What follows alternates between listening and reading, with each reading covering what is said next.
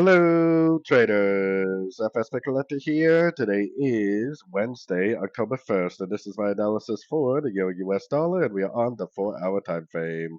So, on the 4-hour time frame, my original analysis is that this is going to go down and take out the lower wave A, and then we're in a big expanding wave C, like an expanding flat, like an ABC crescent.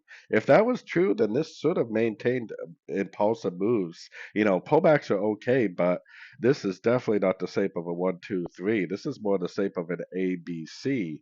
So now that this is more of an ABC shape, I think it's either going to potentially make another three waves, like another ABC shape, and then go down, or this is actually going to be a complete trend reversal, and this is just going to keep on making higher highs, higher lows on the 4-hour time frame, and continue the monthly and weekly time frame uptrend that we've been in. So going down to the 1-hour time frame, we are kind of pushing down a little bit this morning, but there's definitely no breaker structure to the downside at a Fibonacci level yet. And honestly, it kind of looks like 1, 2, 3 waves down, 1, 2, 3 waves up. It might even be like a running or an expanding flat. It could make like a higher low and go up, or it could take out the low and then go up. Either way, especially because of the US dollar index, I think we need to be bullish the dollar because of this traditional ABC shape that we see over here. So anyways, don't forget to check out my website linked over here in the corner. And as always, thank you for watching and happy trading.